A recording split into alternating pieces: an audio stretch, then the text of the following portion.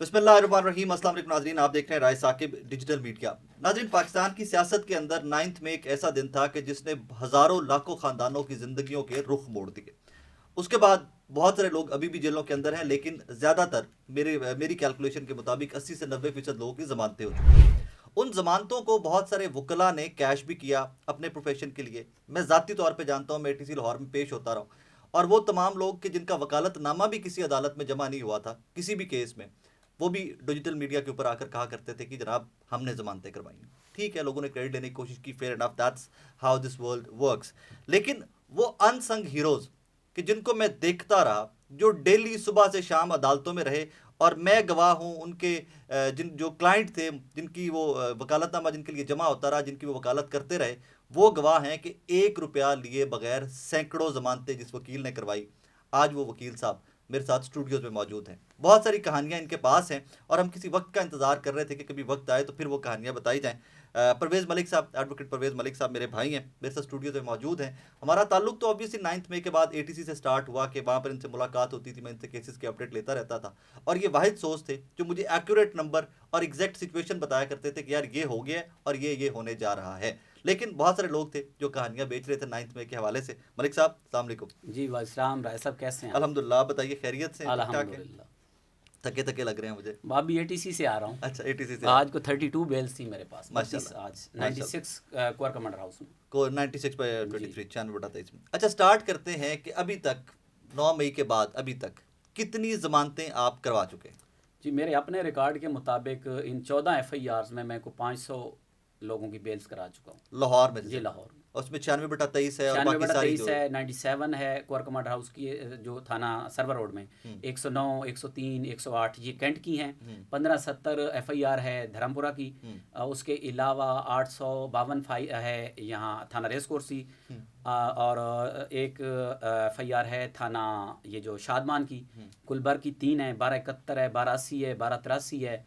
उसके अलावा थाना नसीराबाद की एक FIR है, वो बड़ी ख़तरनाक FIR थी, उसमें तो तकरीबन नामजद की भी बेलें करा दी हैं। और 2 FIRs थी, 366 और 367 नवाज शरीफ के घर वाली। हाँ, उसमें भी मैंने नॉमिनेटेड की भी बेल्स करा दी। ओके। अब मैं थोड़ा सा इस आज के इंटरव्यू या पॉडकास्ट में थोड़े से वो सवाल पूछने जा रहा हूँ कि जो लोगों को पहले पता नहीं है, दो कि वो पहले एड्रेस किए जाने चाहिए थे।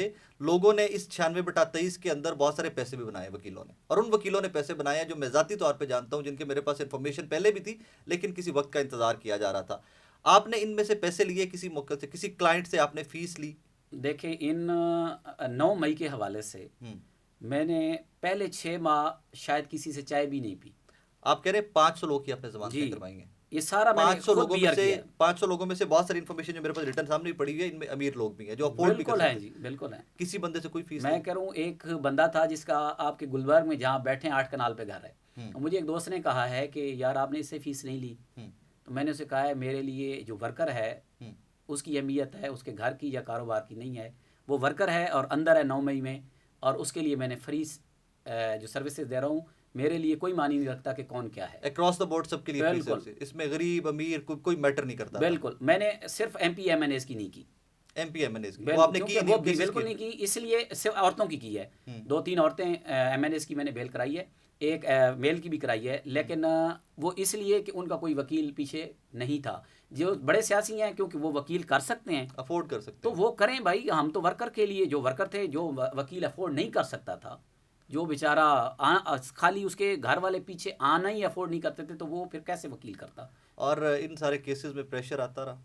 लाजमी बात है, या आपको पता है कि ये मामलात ही ऐसे हैं, और वकील को मेरे ख्याल में कोई प्रेशर नहीं लेना चाहिए। नहीं, मैंने सुना आपकी गाड़ी भी फॉलो होती रही और वो भी मामलात होते रहे बीच नहीं, में। ये तो फिर एक, आपको पता है 9 मई में वो लोग भी, आपके जो कैमरामैन थे, ये लड़का एक अरकम है, देखे ना, ये एक मीडिया का बंदा था, 9 माह जेल रहा है। हाँ, हालांकि बड़े बड़े लोगों ने, मैंने बड़े बड़े सहाफियों के ट्वीट देखे शुरू में, रेट तक लगी हाई कोर्ट में, इसी साथियों के की लिए, लिस्ट अरकम में के लिए था। तो हम हाई कोर्ट गए थे। जी अरकम के बिल्कुल। लिए तो। और उसके बावजूद वो बेचारा 8 माह 9 माह जेल काट के आए। तो जो वकील इन लोगों को निकाल रहे थे, तो मैं आपको एक बड़ी इंटरेस्टिंग बात बताऊं, क्योंकि मैंने ना नॉमिनेशन फाइल की थी मियाँ वाली से, NA 90। ओके। तो जिस दिन एक्सेप्ट हुए ना डॉक्यूमेंट्स, तो ARY पे न्यूज़ चल रही थी। तो एक बड़े हाई ऑफिशियल हैं पुलिस के, उसने मुझे कॉल की, और बड़ा इंटरेस्टिंग वाक़या है। तो मुझे उन्होंने मुबारक दी व्हाट्सएप पे कॉल करके। तो मुझे कहते हैं, मलिक साहब एक बात बताऊं। मैंने कहा जी बोलें। कहते हैं 9 मई को PTI फौत हो गई थी। ये उनके अल्फाज थे। लेकिन आपने 9 माह हमारे साथ जंग लड़के ना उसमें दोबारा रूह डाल दी है। ये बहुत बड़ा कॉम्प्लीमेंट है आपके लिए। तो मुझे कहते हैं हम पकड़ पकड़ के थक गए हैं, आप छुड़ा नहीं थके। मैं कहा जी फिर जब आप एक काज के साथ खड़े होते हैं ना तो फिर आप ये चीज़ नहीं देखते। उस पुलिस अफसर का नाम भी आईके तो नहीं है कहीं पे? बस वो मैं समझ गया कौन सा पुलिस अफसर हो सकता था। ठीक है, फेयर इनफ। आगे चलिए। तो इस सारे सिनेरियो के अंदर कुछ इंसिडेंट इस तरह के भी रिपोर्ट होते रहे हैं कि मैंने ये कर दिया, मैंने वो कर दिया। मैं नाम नहीं लूँगा किसी का भी, मैं हमेशा पर्दे रखने वाला इंसान हूँ। क्या वो लोग वाकई में बेल्स करवाते रहे, वो बेल्स आपकी थी और क्रेडिट कोई और लेता रहे? देखिए बहुत ऐसे किरदार हैं जो कि मैंने तो पार्टी जो क़यादत थी हमारी, शादाब जाफरी साहब थे, या उन क़यादत तक भी इंफॉर्मेशन है। मेरे पास जो इन्फॉर्मेशन थी मैंने बता दी। और मेरे साथ आप देखें मैं ये पहले दिन से हूँ। जब हमारी FIR हुई 436 बटालियन, जब पहले दिन पुलिस आई थी जमान पार्क में, खान साहब जब थे, जिसमें 102 लोग नामजद थे। रमज़ान था वो, रमज़ान में वो वाक़या हुआ था। तो तब से लेके आज तक मैं अपने किसी ज़ाती केस में पेश नहीं हो सका, सिर्फ इन वर्कर की वजह से। आपका तो ब्रेड एंड बटर ये है ना, वकालत ही आपका ब्रेड एंड बटर। अगर मैं ये सहाफत नहीं करूंगा, मैं यहाँ से कमाता हूँ, तनख्वाह लेता हूँ, तो मैं क्या करूंगा? इसी तरह आप अगर आपका ब्रेड एंड बटर ये है, आपने सब कुछ छोड़ छाड़ के। देखिए मुमकिन नहीं है। अगर मैं एक प्रैक्टिसिंग वकील हूँ, अगर एक आप असाइनमेंट लेते हैं जी, तो वो असाइनमेंट जब तक पूरी नहीं करेंगे तो मेरी आदत है कि मैं कोई और पंगा नहीं लेता कि आप टाइम ना दे सकें। प्रोफेशनल वकील के तौर पे मेरी एक एब्सेंट नहीं है 10 माह में किसी केस में। कोई बेल 500 में ऐसी नहीं है जो मेरी गैर मौजूदगी की वजह से डेट हुई हो। और मेरा पूरा एक्सपीरियंस है। आपको मैं बताऊं कि एक केस था मेरे पास प्राइवेट, वो 8 साल से चल रहा था लाहौर हाई कोर्ट में। मुझे एक पैगाम भेजा गया, मैंने वहाँ तमाम एडजमेंट ले ली थी कि जो मुखालिफ वकील था वो बड़े तगड़े थे, तो वो आ रहे हैं तो आप ना सिर्फ 13 अक्टूबर को आधे घंटे के लिए आ जाएं तो आपका केस। हालांकि वो केस मैं जीत गया 8 साल बाद भी, लेकिन सिर्फ वो 30 मिनट्स के लिए मैं लाहौर हाई कोर्ट गया हूँ पिछले 10-12 माह में उस केस में, और वो केस डिसाइड हो गया उस दिन 13 अक्टूबर की याद। उसके अलावा देखें आप एक असाइनमेंट जब ले रहे हैं जिसमें 2-3 हज़ार 4,000 लोग हैं, तो आप कैसे प्राइवेट केस कर सकते हैं? देखें अगर मैंने 5-7 लाख रुपए किसी केस में फ़ीस लेनी है किसी से, तो फिर मैंने उसको टाइम देना है। मेरी थ्रू आउट प्रैक्टिस में शायद ही कोई ऐसा केस हो जिसमें मेरी हाजिरी ना हो। आप इन 500 बेलों की ऑर्डर्स निकलवा लें जो 6 माह से भी चल रही हैं, लेकिन किसी डेट के ऊपर वकील की मेरी हेयरिंग में, मेरे केस में किसी में मेरी एब्सेंट नहीं होगी। Very good. ये तो प्रोफेशनल बिहेवियर है ना, ये तो आपका कमिटमेंट था। तो इसलिए मुमकिन नहीं है कि आप फिर हाई कोर्ट के केसेस सवाल है, जाती सवाल है। तो घर के मामलात कैसे चल रहे हैं? मैंने सुना है कि बीच में, बगैर मैं कुछ तो जाती तौर पे भी जानता हूँ कि लोगों के वो चल के भी आपने अपने पास से जमा करवाए हुए हैं एवरीथिंग। जी बिल्कुल, जो बलोचिस्तान का है मुझे बताएं, या सवात का है। मैं एक वाक़या बताऊं कि एक पेशावर का लड़का मैंने निकाला लंडी कोतल का। जब वो जेल से निकला तो उसके चप्पल नहीं थे। मैंने जेल से लिया रात उसको 11 बजे कोट लखपत से, और मैं करता यह मैं 3 बजे 2:30-3 बजे घर जाता हूँ रात को, और सुबह 7-8 बजे मैंने चैम्बर आ जाना होता है। मैंने उसे लिया, हम आए यहाँ पे ये जो मजंग में था वो पराठों वाला, वो बेचारा बड़ा मजदूब सा, उसकी जो सेहत भी बड़ी कमज़ोर। मैंने उससे पूछा, कहता नहीं मैं ठीक हूँ। वहाँ मैंने उसे खाना शाना खिलाया, मैंने खुद भी खाना था, रात 12 बज गए। मैंने उसे कहा कि आप घर पहुँच जाओगे? उसने कहा जी आप मुझे न्याजी पे बैठा दें तो मैं पहुँच जाऊँगा। मैं वहाँ गया, न्याजी पे उसको बिठाया मैंने, और न्याजी पे बिठाने के बाद मैंने उसको पूछा कि आगे कितना सफ़र है। उसने मुझे कहा कि 500-600 किराया लगेगा। मैंने उसको 2,000 रुपया और कैश दिया। फिर मेरे जहन में आया, मैं कहा यार खुदा ना खास्ता इसको कोई प्रॉब्लम हो जाए। मैंने एक हमारे वफाकी वज़ीर थे मजहबी अमूर के, कादरी साहब KPK से, वो उनके साथ काफ़ी मेरा दुआ सलाम थी, और उनको मैंने कॉल की। मैंने कहा जी एक बंदा है आपके इलाके का, तो आप काइंडली ना जिम्मेदारी लें कि आपका बंदा जब बस पहुंचेगी तो वहाँ होगा, और इसके घर पहुँचा के ना आपने मुझे कॉल करनी है। उन्होंने यही किया, उनका बंदा वहाँ पे लेके उसको घर पहुँचा के उसने मुझे कॉल की। कोई 10 दिन बाद ना मेरे क्लर्क ने मुझे कहा रात को मगरिब के टाइम कि सर कोई आपको मिलने आया है। मैं चैम्बर बैठा था, मैं कहा जी भेजें। तो वही लड़का, उसने ना 1 किलो गुड़ और 1-2 पैकेट ना कावा नहीं होता इसके, वो उसने डाले हुए और वो आ गया मेरे पास। तो मैं ना, इतने लोग हैं, मुझे शक्ल तो याद, आपको पता है नाम शक्ल बहुत मुश्किल है सर। बाकी उसके अलावा जो डिस्चार्ज होते हैं वो तो कई लोग हैं ना जो आए, और हमने रिमांड कंटेस्ट किया 10-10, 5-5 वो लोग डिस्चार्ज हो जाते थे। तो वो तो मुमकिन नहीं होता कि आप उनकी इतनी शक्लें याद रखें या नाम, वो केस की हद तक, क्योंकि फाइलें मेरे पास होती हैं और केस के हवाले से तो आप, तो उसने कहा कि जी मैं आपका शुक्रिया अदा करने आया हूँ। मैं हैरान हो गया, मैं कहा यार ये जो पठान हैं इनके हम ऊपर लतीफ़े बड़े बनाते हैं पंजाबी, लेकिन देखें कहाँ से बंदा से आया। उठा और कहाँ वापस आया, आपका उसने शुक्रिया। कहा नहीं आपका शुक्रिया बनता था। ऐसे कई लोग हैं जिनको मैंने बलोचिस्तान, केपी के सवात, एक इंटरेस्टिंग वाक़या आपको बताऊं, 9-10 मुहर्रम को 2 छुट्टियां थी अदालत की, मेरे बच्चे ऐसे समझे कि जेल में थे, इस तरह घर में बंद थे। तो मेरी वाइफ जो है वो पर्दा करती हैं और वो बाहर नहीं निकलती घर से। तो बेटियां हैं 2, एक छोटा बेटा है। तो मैंने 3 बजे आना, तो वो बेचारे 3 बजे तक सुबह मेरा इंतज़ार कर रहे थे। तो मैं इसी तरीके से ना एक दिन निकला सुबह 6 बजे उसने एक कप चाय दी। मैंने कहा मैंने नाश्ता नहीं करना, दिल नहीं है इस वक्त, थका हुआ था। मैं एटीसी आ गया, जहाँ से हमारे कोई 60 के करीब शुरू में लोग डिस्चार्ज हुए, और वो मैंने लेने थे कोट लखपत जेल से। वहाँ मुझे 3 बज गए। अब लाहौर में गैस चली जाती थी। मैं 3 बजे वहाँ से वापस से अब घर आया, मैंने बेगम को उठाया, मैंने कहा खाना बनाए। उसने मुझे कहा आप मुझे को मैसेज ही कर देते, क्योंकि 10 बजे तो गैस चली जाती है। तो खाना तो मैंने, अब उस वक्त सारा कुछ बंद था। मैं आया हुसैन चौक, वहाँ एक जूस कार्नर वाला है, वो बस उस वक्त ना एंडी था उनका। उसकी मैंने मिन्नत समाजत की, उसने 1 गिलास जूस बनाया, और फिर सुबह 7:30 बजे मैं फिर एटीसी था। वही से ये हाँ जी, ये रूटीन। अल्लाह अकबर। अच्छा, एक और चीज़ जो बड़ी नोटिस की मैंने 1-2 वकीलों से पहले बात भी की है, बहुत सारी इन्फॉर्मेशन जिनकी ज़मानतें होती थी, कैसे पता होता था पुलिस को कि फलाने बंदे की ज़मानत होगी, दोबारा गिरफ्तार करने बात होते हैं, कहाँ से इन्फॉर्मेशन लीक होती थी? सर बेसिकली ये जो इन्फार्मर्स होते हैं ना पुलिस के, वो लाजमी नहीं कि वो वर्दी में हों, पुलिस की वर्दी में हों, वो आपके साथ भी बैठे होते थे, हो सकता है वो यूनिफॉर्म में भी आपके साथ खड़े हों।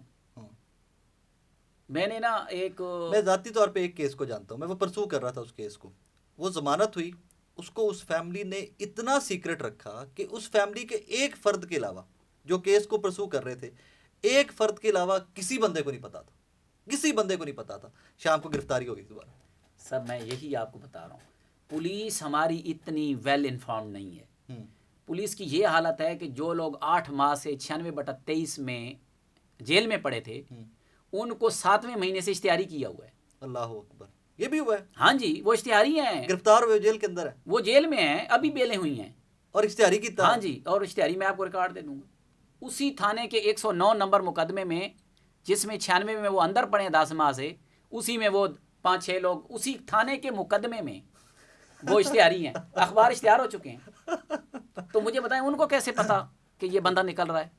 कोई बताने इतने वेल बिल्कुल थे। देखें, एक लड़का था, मैंने उस दिन मैं और एक मारिया खान बलोच, वो खुद 18-20 दिन जेल में रही, वो मेरे साथ, उसने बड़ी हेल्प की लड़की ने। तो वो भी वकील है ना? हाँ जी, वकील है। मैंने उसको डिस्चार्ज कराया लड़के को। हकीकत बताऊं, मेरे और मारिया के अलावा उस दिन एटीसी कोई नहीं आया, मीडिया भी नहीं था, या कुछ भी नहीं था। 4 बजे मैं एक मीटिंग में गया, हमारी इंसाफ लायर फोरम की मीटिंग थी, क्या नहीं हाल के बाहर ही था कि मारिया के नंबर पे ना एक बंदे की कॉल आई, और उसने कहा कि एक वकील साहब थे कि जी वो बंदा जो है आज कोई डिस्चार्ज हुआ है। तो उसने मेरी तरफ देखा है, तो मैंने उसे इशारा किया कि नहीं बताना। उसने कहा सर को पता होगा, लेकिन उस बंदे को शक पड़ गया कि हुआ है। मैंने वो मीटिंग छोड़ दी, मैं गाड़ी निकाली, और वो बंदा कैंप जेल में था। हकीकत बताऊं, मेरे पहुंचने से पहले अगले उसको ले गए थे, पहुंचने से पहले बंदा ले गए थे। बात यह है कि हमारे लिए ये केसेस इतने मसला नहीं था, मेरे जैसे वकील के लिए। ये जो री अरेस्ट थी ना, जब मैं 20-25 बंदे निकालता था और मुझे सुबह फिर मैसेज आता था घर वालों का कि अरेस्ट हो गए दोबारा, तो हकीकत बताऊं कि एक दफ़ा ना बंदे का बहुत तकलीफ होती थी। इतनी मेहनत ऐसे लोग मैंने देखे हैं राय साहब के, खुदा गवाए दिल फटता है लोगों की कहानियां बता। वो मुर्गे वाली कहानी। हाँ, वो बच्चा था, उसके अलावा एक बच्चा था, उसके वालिद से एक वकील साहब ने 3.5 लाख फीस ली, प्राइवेट काउंसिल था, लेकिन बेल डिसमिस हो गई। मैं बार रूम में बैठा था, तो उस दिन मेरी बेलें हुई। उसकी बीवी और एक बच्चा था को 8-10 साल का, वो आके मेरे पास बैठे और वो इतनी रो रही थी। मैंने उससे पूछा क्या मसला है? उसने बेटा मेरे सामने किया, उसके बेटे की बाजुओं के ऊपर ना एक इक्विपमेंट लगा हुआ था सर्जिकल। उसने कहा कि ये 10 साल का है, और 10 साल से हम मियाँ बीवी, मैं रात को जागती हूँ दिन को, और मेरा शोहर रात को इसके साथ, एक ही हमारा बेटा है, और ये इस आर्टिफिशियल तरीके इसका ब्लड और शुगर कंट्रोल की जाती है, ये मरीज़ है। मैंने उसे कहा, मैंने कहा जी ये वकालतनामा कराएं, मैं आपको बेल करा। उसने कहा बेल रिजेक्ट हो गई है ATC से। मैं कहा यहीं से करा दूंगा। फर्स्ट बेल रिजेक्ट हो गई। वो बेल मैंने उसी कोर्ट से करा दी। नदीम साहब नाम है, नदीम जाकिर लड़के का, और वो अल्हम्दुलिल्लाह विद इन 30 डेज वो घर पहुंच गए। Very good. आपकी नीयत होनी चाहिए। ये बेल इतनी मुश्किल नहीं थी, लेकिन उस वकील के लिए जो पढ़ के जाए, जो तैयारी करके जाए। आप मेरी कोई भी बेल एप्लीकेशन उठा लें, वो 5-7 पेज की बनी होगी। आम वकील 1 सफ़े की 1.5 सफ़े की बेल बनाता है, बाजी नाम वल्दियत लिख के, और ठीक है, बाज़ के तो एड्रेस और वल्दियत तक नहीं लिखी होती। आप ATC में जाएं, जजेस आपका वो एक बड़े सीनियर वकील हैं इमरान खान साहब के, नगीर साहब, सलमान नाम है उनका। वो उनकी मैंने एक स्टेटमेंट सुनी थी कि आप तब कामयाब वकील हैं जब आप अदालत में दाखिल होना तो जज आपको नाम याद हो, नाम सलमान सफदर साहब। हकीकत बताऊं, अल्लाह रब्बुल इज़्ज़त ने इन्हीं लोगों की वजह से इतनी इज़्ज़त दी है कि किसी भी शहर में मैं गया हूँ ना, तो मैं खुद हैरान होता था। लोग पहचानते हैं, लोग प्यार करते हैं। और उसकी वजह सिर्फ यही है कि आप ईमानदारी से अगर को काम कर रहे हैं। मैंने तो एक दिन, हमारे शादाब जाफरी साहब हैं, ILF पाकिस्तान के प्रेसिडेंट हैं, हाई कोर्ट में बैठे थे, तो वहाँ पर यही बात हुई कि जी लोग पैसे ले रहे हैं। मैंने उनको कहा कि जाफरी साहब, सैकड़ों केस मैंने देखे लाहौर और मियाँ वाली के। मियाँ वाली से तो आप लोगों का ताल्लुक नहीं है, वो तो मैं चलो खुद डायरेक्टली देख रहा हूँ। यहाँ 10 साल बाद भी कोई एक ऐसा बंदा आ जाए ना जो कहे कि मलक साहब ने मुझे कहा कि एक चाय का कप पिला दें, तो मैं हर तरह की जुर्माने के लिए मैं तैयार हूँ।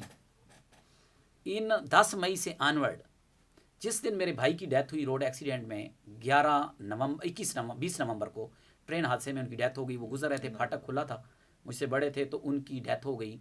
मुझे शाम के, यह तकरीबन असर के वक्त, मैं असर के वक्त यहाँ से निकला हूँ 20 को, और रात 2 बजे मैं मियाँ वाली पहुँचा। सुबह उसका 11 बजे जनाजा था, और उस रात 2 बजे मैं वापस लाहौर था, क्योंकि 22 तारीख को सुबह 96 की मेरी 50 बेलें लगी हुई थी, और मैं सुबह यहाँ था, और उसके 40 दिन बाद मैं घर गया हूँ। इससे बढ़कर क्या कुर्बानी दे सकते? नहीं हो सकती, पॉसिबल नहीं है। सर, मैं सुबह 8 बजे यहाँ लाहौर पेश होता था।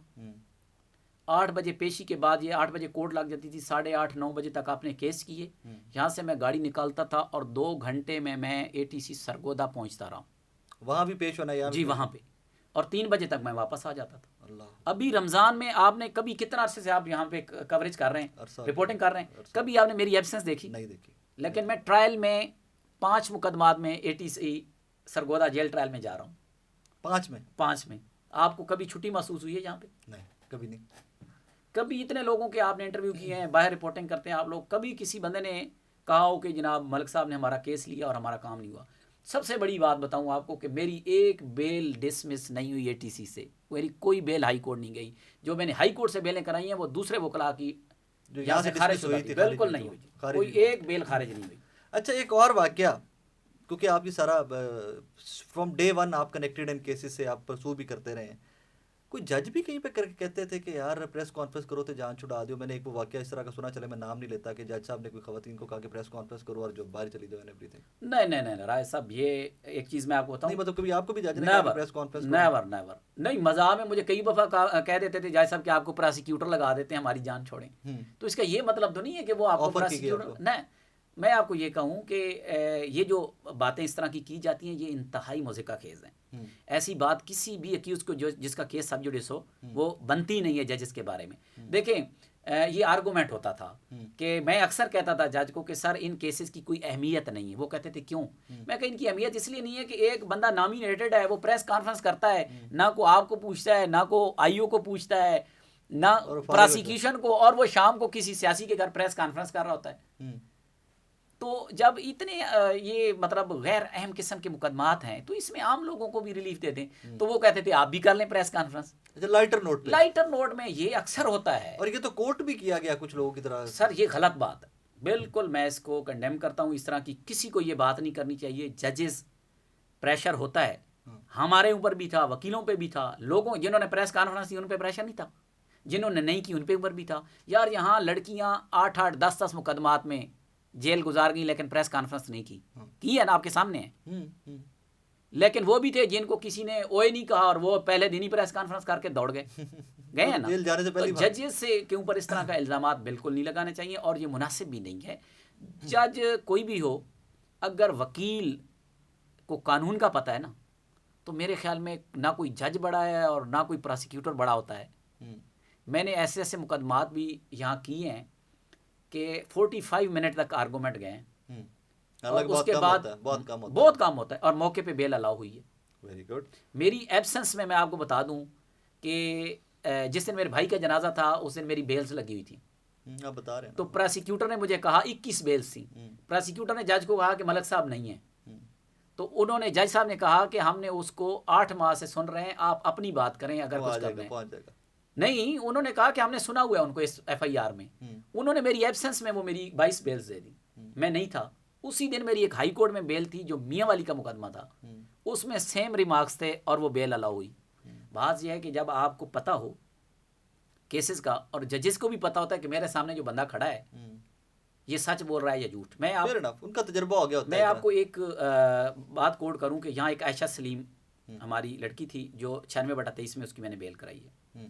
वो रिमांड में पेश हुई तो उसकी वालदा आ गई, वो मेरे ख्याल में बाहर होती हैं, तो बड़ी जो है ना बेचारी ने कचहरी कोर्ट से वाकिफ़ नहीं थी, तो वो रोने लगी अदालत में। उस वक्त मैं जज के सामने खड़ा था, एडमंड जज के, ATC 1 में, तो फीमेल जज थी हमारी एडमंड की। तो जज जो है वो जो उसने रिमार्क्स पास किए ना उसकी वालदा से मुखातिब होके, वो मैं आपको बताता हूँ। तो उसने फीमेल ने कहा कि मेरी बेटी जो है ये अभी अनमैरिड है और देखें ये जेल में और इस तरीके से। तो उन्होंने मेरी तरफ इशारा करके कहा कि ये जो मलिक परवेज़ वकील है ना आपकी बेटी के साथ खड़े हैं, ये हमारी इस अदालत का सबसे बेहतरीन वकील है। ये जज के रिमार्क्स में आपको बता रहा हूँ। आप वापस अमेरिका चली जाएँ, ये आपकी बेटी घर पहुँचा देगा, ये संभाल लेगा। देखिए ये ट्रस्ट किस लिए डेवलप हुआ कि आपको जज को पता होता है कि वकील क्या कह रहा है, प्रोसिक्यूटर क्या कह रहा है या फाइल क्या कह रही है, वहाँ कुछ नहीं छुपा सकते आप। फिर ना अब एब्यूज़ की तरफ आते हैं। 9 मई को एब्यूज़ कैसे किया गया वकला की जानिब से? पैसे बनाए गए, बहुत से लोगों ने बनाए जी, मेरे तक खबर है बहुत से लोगों ने बनाए। असल में एक तरीका वारदात था लोगों का। कुछ ऐसे लोग थे जो पुलिस के टाउट्स बने हुए थे वकला में से। जी बिल्कुल। वो करते ये थे कि थानों में जाना IOs के साथ और बाकी गिरफ्तार करने वालों के साथ दुआ सलाम बना ली। पैसे लेने की ना कुछ तरीके वारदात ये था कि बंदा पकड़ के थाने पहुंच गया, ठीक है, घर वालों को कहा जी खर्चा दो वरना ओनू मारनगे कुटनगे, इस नाम पे पैसे लिए, ठीक है जी। अब आगे हो गया जी मारया नहीं है, ठीक है जी। हालांकि ये ऐसे सियासी मुकदमात में किसी को ओए भी नहीं करते, लेकिन वो बेचारों को नहीं पता था लोगों को, तो लोग तो फिर मजबूर थे। अपने प्यारे को देखे ना, कैसे कोई कहेगा कि मेरी बेटी बेटे के साथ कोई उसको मारे या उसको, वैसे हमारी पुलिस बदनाम है इस मामले में, तो इसलिए लोग डरते थे। उसके बाद क्या होता था कि जी शनाख्त नहीं होगा, शनाख्त परेड में फिर पैसे ले लिए। और ये कैसे मुमकिन है कि शनाख्त नहीं होगा, सारे शनाख्त होते थे। हालांकि मैं आपको बताऊं कि 9 मई में 2 बंदे नामजद हैं मियाँ मेरी के मुकदमे में, और नामजद वही हैं जो मौके पे गिरफ्तार होते हैं, और वो दोनों 2021 में फौत हो गए। यानी ये हालात भी हैं दोनों के, मैं आपको नाम दे दूंगा। 179-80 FIR थाना कमर मुशानी मियाँ वाली में, दोनों 21 में फौत शुदा हैं लेकिन नामजद हैं मौके पे। तो कमाल है। अब इस शनाख्त परेड का आप क्या करेंगे? ये शनाख्त परेड थी बोगस, बिल्कुल बोगस है ये। कोई ये सिर्फ वही, हाँ जी आपने कहना है डंडा तो आपने कहना है जी ललकारा तो आपने कहना है। 20 बंदे होते थे, 20 की सेम शनाख्त परेड होती थी। कोई बंदा आगे तो वो शनाख्त तो होने थे क्योंकि सियासी केसेस थे, उन्होंने तो दबाना था लोगों को, तो वो जी शनाख्त हो जाते थे लोग। बेचारे वकील से पैसे वापस किसने मांगने, शनाख्त हो गई। शनाख्त होने के बाद फिर बेलें डिले हुई क्योंकि ऊपर से प्रेशर था, सरकारी गैर सरकारी प्रेशर था जजेस के ऊपर भी और प्रोसिक्यूशन पे ही। रोज़ प्रोसिक्यूटर कभी बीमार हो जाता था, कभी शाह साहब खुद, वो बहुत से थे तमाम प्रोसिक्यूटर। शाह साहब खुद बहुत बिजी हैं, आपको पता है, बड़े वो तगड़े वकील हैं, उनके ज़ाती केसेस भी होते हैं, तो उनके पास टाइम भी नहीं होता था। और फराद अली शाह साहब जैसे की वजह से वो एक जी बिल्कुल ऐसे, और बाकी डिले उन्होंने किया 96/23 को, उन्होंने उनके बड़े पन की वजह से डिले हुआ है, वरना आम वकील को तो जज उधर ही लंबा कर लेता है कि भाई ले आओ, हाँ जी इसलिए डिले हुए। बहरहाल वो हम भी हिम्मत नहीं हारी हमने, और अल्हम्दुलिल्लाह हमने लोगों को निकाला है। ये हिम्मत पे रहना पड़ता है। फिर ये कहा जाता है कि जी आपका केस जल्दी लगवा देते हैं, आपका केस ऊपर लग जाएगा। आपको पता है कि अदालतें ऐसी हैं कि इनकी ईंटें भी बिकती हैं, हाँ ठीक है, क्लर्क के नाम पे, ठीक है, जल्दी लगवाने के नाम पे, जजों के नाम के ऊपर। आपको पता है कि ये निज़ाम ही ऐसा है, निज़ाम ऐसा है, किस्मती की बात है। और शायद कई ऐसे जजेस हैं कि मैं समझता हूँ कि उन्होंने शायद किसी से कभी ज़िंदगी में चाय ना पी हो और उनके नाम भी बिक जाते हैं, पैसे ले लेना। बिल्कुल। तो लोगों को, मैं तो जैसे बस आती थी राय साहब, मैं लोगों को एलानिया कहता था कि आपने 1 रुपया किसी को नहीं देना। 10 लाख रुपये की कहानी एटीसी फिर रही है कि 10 लाख रुपया किसी को मंगिया गया ਉਹਦੇ घर जाके जी फलाने बंदे ਨੂੰ देना है। सर बहुत से ऐसे केसेस हैं, लिए भी गए हैं, लिए भी गए हैं आप। तो एक फीमेल आज से 4 दिन पहले मेरे पास आई, उनका बेटा 366 में था। अच्छा। एक वकील साहब हैं, उन्होंने पहले उसको कहा कि ये शनाख्त नहीं होगा, वो जैसे मैंने वारदात बताई वो बता रही हमने 25,000 दी है। उनकी एक बेटी को कनाडा में, टोरंटो में है, तो वो बेचारी यही अटैच होते हैं सोशल मीडिया के तहत, हाँ यूट्यूब ट्विटर से जो लोग वहाँ पे और तो काम कर तो सकते नहीं वहाँ से नहीं यार। तो वो बंदे की बेल यहाँ डंडा था 366/23 मॉडल टाउन FIR में, तो लाजमी बात है नीचे डंडे की बेल नहीं होनी थी, हाई कोर्ट से होनी थी। तो वो बेल हाई कोर्ट पहुंची हुई थी। तो उसकी बेटी से वो वकील साहब राब्ते में थे। उन्होंने कहा जी आप, मेरी बात हो गई इदारों से, हाँ जी, तो आप 5 लाख रुपया दें। वो मुझे ये परसों बता रही थी। तो वो मेरे दफ्तर आई, उन्होंने मुझे कहा कि वकील साहब वहाँ तो आप पैसे नहीं लेते थे, तो अब तो हम आपके दफ्तर आए हैं प्री अरेस्ट कराने के लिए, तो अब बताएं। तो मैंने कहा जी 9 मई आप मुझे घर भी बुला के कहेंगे ना, तो तब भी मैंने फीस नहीं लेनी। 9 मई का जहाँ पे आ गया वहाँ पे फीस जी बिल्कुल। मैंने जब कमिटमेंट की है कि मैंने किसी से कोई पैसे नहीं लेने। आप मुझे बताएं कि एक आम केसेस के लिए आप चले जाए ना सिविल कोर्ट में या तो 5-1 हज़ार रुपये वकील फाइल का आपसे ले लेता है। हाँ। लाजमी बात है, जजमेंट निकालनी है, कापियाँ। आप मुझे बताएं 500 को 5,000 से ही मल्टीपल कर लें, 25 लाख रुपए बनता है। कहाँ चले जाते हैं। मेरी बेटी है, बड़ी आयशा नाम है उसका, मुझे कहती थी बाबा पहले आप पैसे हमें ला के देते थे, अब जो है अब अम्मी से आप पैसे लेके जाते हैं। हाँ। मैं आपको एक और इंटरेस्टिंग बात बताऊं कि शादाब जाफरी साहब को ना 3 माह पहले मैंने कॉल की। हाँ।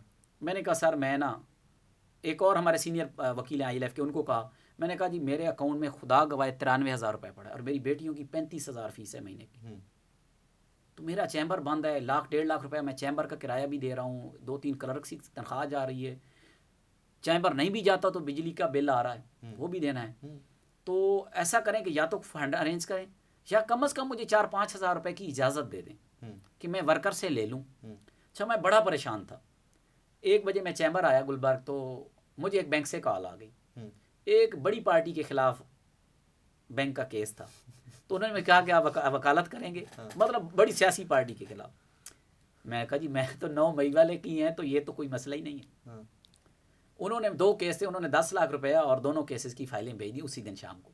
मैंने फिर जाफरी साहब को कॉल की, लोडिंग है, मैं कहा जाफरी साहब अपना फैसला वापस ले लो, इनके पैसे आ गए। इस तरीके से मैनेज किया। अल्लाह पाक चलाता रहा, बिल्कुल चला रहे हो आज तक। हकीकत बताऊं, मेरा घर भी चल रहा है, मेरे बच्चों की फीस भी चल रही। मैंने इसी दौरान एक पेमेंट करनी थी, मैंने एक प्रॉपर्टी ली थी मियाँ वाली में, तो पिछले साल जनवरी में 23 में ना, तो मैंने उसको 25 लाख रुपया देना था।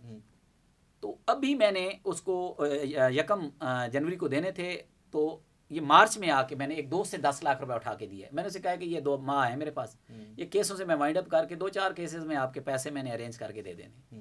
तो वो देखें, जब आप खुद, एक बंदे को मैंने पैसे देने थे, मुश्किल वक्त है राय साहब, एक बंदा अंदर पड़ा है, उसकी बीवी बच्चे उठा के 2-2 3-3, कारोबार तबाह, घर तबाह है, किराया। हकीकत बताऊं कि कई लोगों के, ये तो अल्लाह रब्बुल इज़्ज़त और बंदे का मामला है कि मैंने घर के किराए दिए हैं। कई मेरे दोस्त जो अच्छे हैं बिजनेसमैन, मेरी कॉर्पोरेट लॉ की बहुत अच्छी प्रैक्टिस है, मैं Lahore chamber of commerce industries का एडवाइज़र हूँ पिछले 5 साल से। मेरे पास और 500-600 कंपनी है, टेक्सटाइल मिलें, शुगर मिलें, बतौर एडवाइज़र। मैंने कई दोस्तों की मिन्नत तरला करके कि यार इसके घर सौदा भेज दें, ऐसे काम इसका बिजली का बिल दे दें, काम चलाते रहे। इस तरीके से लोगों को। अब मैं ये कर सकता था कि जो मेरे पास अपनी सेविंग थी इलेक्शन के लिए, वो हकीकत बताऊं सारी मैंने लगा दी। ये तो 9 मई पे लगी। मैंने आखिरी दिनों में जब टिकट अनाउंस होनी थी, मैंने लड़कों को कहा जो जेल में थे कि दुआ करें मुझे टिकट ना मिले। हकीकत बता रहा हूँ, हल्फिया वो आपको गवाही देंगे इस चीज़ की। मैंने कहा जो अगर मुझे टिकट मिल गया तो मैं हल्के में चला गया, तुम्हारी बेलें रह जानी। इलेक्शन लड़ना, बिल्कुल देखे ना, एनए का इलेक्शन है, और वो सीट थी जिसके ऊपर 1-2 सर्वे में मोर देन 90% ज़िले की अवाम ने कहा कि इस बंदे को टिकट मिलनी चाहिए। लेकिन जिस बंदे को मिली, मैं पहला आदमी था जिसकी मैंने होर्डिंग लगवाई, और उसकी कैंपेन जाके यहाँ से 3 दिन वहाँ जाके, जब छुट्टियाँ थी इलेक्शन की, 3 दिन मुसलसल कैंपेन की कि फील ना हो कि यार ये बंदा जो है कोई देखिए division है इनमें। नेवर। अब ये मैंने रज़ाए इलाही के लिए और एक काज जिसके लिए एक बंदा 73 साल का जेल में बैठा हुआ है, ये उस काज की वजह से ये आखिरी कुर्बानी। सवाल मेरा, सनम जावेद, तैयबा राजा, खदीजा शाह, डॉक्टर यास्मीन राशिद साहिबा, आलिया हमजा साहिबा, आयशा भुट्टा साहिबा, इनके केसेस इतने डिले क्यों हुए? देखें आयशा भुट्टा साहबा का तो केस पहले महीने बेल आउट वाला था, आज आर्गो हुआ है और वो बेल इंशाल्लाह परसों हो जाएगी 27 तारीख। ये बेल मैं आपको अभी रिकॉर्ड दे सकता हूँ, ये बेल आज से 4-5 पेशियाँ पहले ATG1 में अलाउ हुई। राना इंतजार था पेश में आज? नहीं, मैं हुआ था उसमें। नहीं आज राना इंतजार मैं आपको बताता, अनाउंस हुई बाकायदा, बाहर नोटिस बोर्ड पे भी लग गई आयशा भुट्टा वाली केस। आयशा भुट्टा की। ये एक और कौंसल के पास केस था, वो 6-7 माह से चला रहे थे। मैंने ये केस, उन्होंने मेरे साथ रब्ता किया जब मैंने स्टडी किया, क्योंकि वो मेरी बहन आती थी तो सारी मुझे जानती हैं, ऑब्वियसली वो मैं तो पेश हो रहा था और कई औरतों की मैंने बेल कराई इसमें, और उनको भी पता था कि इतनी फीमेल्स की इन्होंने बेल करा दी, हमारी क्यों रुकी हुई है। मैं उनसे वकालतनामा कराया, मैंने वो वकील साहब दूसरे ने मुझे फ़ाइल दी, खुदा गवाह है कि मैंने आधा पौना घंटा तैयारी करके बेल आर्गो कर दी और बेल पहले दिन अलाउ हो गई, पहले दिन ही। लेकिन वो किसी सियासत की नज़र हो गई, वकीलों की सियासत की नज़र हो गई, वो वकीलों की सियासत। हाँ जी, वो तो बस कहते हैं कि आपको पता प्रेस कि कॉन्फ्रेंस हुई थी और प्रेस नहीं, कॉन्फ्रेंस के बाद वो फैसला। इतनी बड़ी बेल है ना जी, हाँ इतनी बड़ी बेल थी, तो वो अगर आप वकील हो, मैं भी वकील हूँ, और आप से ना हो सके, हाँ और आपने फीस भी ली हो, हाँ। और मैं फ्री में करा दूं, तो फिर सवाल तो इसके नहीं, ऊपर लेकिन वो तो कहते हैं कि कोई प्रेशर कहीं और से आ गया था। कोई प्रेशर, यार ये केस इनका नाम बनता ही नहीं है, ये गलती से नाम लिखा हुआ है, नामजद कर दिया था ना उनके। मैं बताता हूँ आपको, ये असल में इन्होंने जो लोग लाहौर में कहीं भी गिरफ्तार किए, आप 96/23 में बेलें उठाए ना, शकील मुस्तफ़ा 2 जगह नामजद है, एक ही बंदा है। जाकिर हुसैन KP अपना सकरदू का था, मैंने बेल कराई, 2 जगह नामजद है 96 में। अली मेहदी 2 जगह नामजद है। सगीर, उसकी भी मैंने नामजद की बेल कराई, 2 जगह नामजद है। यानी इनको इन्फॉर्मेशन मिली ना कि हमने पतों की में बंदा पकड़ लिया, इन्होंने उसका नाम लिखा, टाइप किया, उसको भी 96 में डाल दिया। वो जैसे वो कुकड़ वाला, हाँ, वो तो पतों की था, कित्तों ले आके पाता सी, वो तो पैदा हुआ है तो लाहौर नहीं आया, हाँ, तो वो कैसे यहाँ बम चला रहा था। इन्होंने ऐसे किया कि आयशा साहबा को गिरफ्तार कर लिया, फिर इनको पता नहीं था कि औरतें तो थी नहीं इस मुकदमे में। इन्होंने क्या किया, 10 तारीख को इन्होंने उसका DC से एक ऑर्डर करा दिया 3 MPO का, 10 को वो वहाँ चली गई। अच्छा, वहाँ से रिहा हुई तो इन्होंने 103 में डाल दिया। अगर 96 में नामजद थी तो इसको 3 MPO में या 103/23 में लेके जाने की क्या जरूरत थी। लेकिन नामजद बाद में किया था ना। नहीं, नाम है, FIR में नाम है, 20 नंबर पे चेक करें जरा, 96/23 पहले दिन से नामजद। सर यहाँ मुर्दे नामजद हैं। यहाँ सरगोदा में एक ऐसा बंदा के ऊपर डंडे सोटे डाले हुए हैं तोड़ फोड़, जिसकी दोनों टांगे नहीं है। तो 4 रुपए पे बैठा बेचारा कोई करता रहा, आया कैसे वो बंदा वहाँ पे, अनबिलीवेबल। और वो वहाँ जहाँ वकूआ हुआ है वहाँ से 60 किलोमीटर दूर है, अनबिलीवेबल। वो 60 किलोमीटर बेचारा टांगों के बगैर चल के जी आ गया। और वो मेरे ख्याल में फौज से रिटायर्ड था, और वो उसकी कहीं कोई हादसे में दोनों टांगे नहीं है, एक टांग उसने आर्टिफिशियल लगाई हुई है, एक बिल्कुल ही आर्टिफिशियल भी नहीं है, और एक में वो बैसाखी रखता है। आज भी वो सरगोदा जेल में है, आज भी सरगोदा जेल में। उसकी एक मुकदमे में मैंने लाहौर से बेल कराई है, वहाँ से जज साहब ने, जो पहले जज साहब से बेलें नहीं दी, यहाँ से एक मुकदमे में हाई कोर्ट से बेल हुई है, 2 क्योंकि वो बेंच मियाँ वाली पिंडी चला गया है, तो उसी इस हफ्ते इंशाल्लाह वहाँ बेल लगेगी 2 मुकदमात में, 3 में वो नामजद है जी। अनबिलीवेबल। और 60 किलोमीटर दूर से जी, 60 किलोमीटर दूर। इस तरह का कोई और वाकया लाहौर में भी हुआ कि जो बंदे मौके पर मौजूद नहीं थे? सर कई लोग हैं, मैं आपको बताऊं कि एक पठान को 103 में डाला गया, जो 5 अगस्त को पहली दफ़ा लाहौर आया KPK से। यहाँ रिक्शा उसने लिया, रिक्शा चलाने के लिए पहला दिन था, किराए पे रिक्शा था उसका, और वो अभी तक रिक्शा भी नहीं मिला उसका। वो बेचारा अक्सर अदालत मेरे पास आता है कि एक तो 500 रुपया पर डे मुझे उस बंदे को देना पड़ रहा है, दूसरा रिक्शा वो मुझे कहता है कि मेरा दें। उसको कई इशारे के ऊपर पुलिस ने रोका, खर्चा लेने के लिए, फास्ट डे था उस बेचारे का, कोई इशारा हमारा तोड़ा या दूसरी पुलिस थी, वो पकड़ के उसको थाना मुगलपुरा ले गए। और जो बिल्कुल ठीक है, मुझे याद है, याद आ गया, बिल्कुल याद। अब जो बंदा अगस्त में आया है लाहौर में, तो वो 9 मई का मुकदमा कैसे कर सकता है भाईजान। एक और वकूआ आपको नामजद है 38 नंबर पे, गुल बहादुर 96/23 में। ये बंदा 3 MPO जेल में था, इसका मैंने हाई कोर्ट में रिट की 18 तारीख को, 17 को पुलिस डिपार्टमेंट ने और DC ने मेरे सामने आके तारीरी स्टेटमेंट दी ऑनरेबल हाई कोर्ट में कि जी ये हमें बंदा नहीं चाहिए, 3 MPO हमने इसका वापस ले लिया है, तो रिलीज़ कर दें। रिलीज़ करके जनाब साहब बहादुर को गुस्सा आया, और इन्होंने उठा के उसको डाल किस में दिया, 11 तारीख के मुकदमे 9 मई के, जो 18 मई को जेल से निकला है, 1570 मुकदमा है थाना मुगलपुरा का, उसमें डाल दिया। बंदा जेल में था उस टाइम पे। हाँ जी, बंदा जेल में, उसमें डाला जो कि 13 तारीख का था। उससे 5 दिन पहले उसने जेल से कैसे आके वकूआ किया। फिर पुलिस वाले नाड़ आए, उनके जेलों कटिया होगा, हाँ चलो जी, आप अगवा करके वापस उससे आ मैंने जाना। जान छुड़ाई। Unbelievable। तो इन्होंने उसको 96/23 में, बहादुर खान एक बंदा था, उसकी जगह गुल बहादुर को 8 महीने जेल रखा। ये अभी 15 दिन पहले मैंने उसकी बेल कराई है। Unbelievable। आप कह रहे हैं कि जी बेगुनाह, यहाँ तकरीबन 90% लोग बेगुनाह थे। जो 10% गुनाहगार थे वो प्रेस कॉन्फ्रेंस करके दूसरी पार्टियों में और वो चले साफ सुथरे हो गए। साफ सुथरे हो गए। आखिरी सवाल मुझे ये बताइए कि कितने लोग रह गए हैं, कब तक जमानतें हो जाएंगी, आपका प्रोफेशन, आपका एक्सपीरियंस क्या कहता है, टोटल लाहौर में कितने लोग रह गए हैं? जी 109 टोटल रह गए, खवातीन मिला के। जी खवातीन मिला के 109 लोग हैं। और इंशाल्लाह 27 को 96 में जितने लोग बाकी हैं, और 768 में 2-3 लोग हैं, और 2-3 लोग हैं 1271 में। आयशा भुट्टा साहब की जी बिल्कुल, इंशाल्लाह 27 को ये सारे घर। मलिक साहब thank you very much, thank you, God Allah bless ताला यू। आपको खुश रखे। नाज़रीन, आज की पॉडकास्ट का या इंटरव्यू का थोड़ा लंबा चला, तो लेट से पॉडकास्ट का पर्पस सिर्फ ये था कि मैं 9 मई के बाद की डेवलपमेंट्स जो थी, लोगों के साथ क्या क्या होता रहा, वकला की जानिब से, पुलिस की जानिब से, रेलेवेंट डिपार्टमेंट्स की जानिब से, उसकी कुछ डिटेल्स और कुछ अनसंग हीरोज़ कि जिनकी एफर्ट, जिनकी मेहनत बहुत ज़्यादा थी, वो आप लोगों के सामने रखूँ। अपना बहुत सारा ख्याल रखिएगा, दुआ में याद रखिएगा। अल्लाह हाफ़िज़।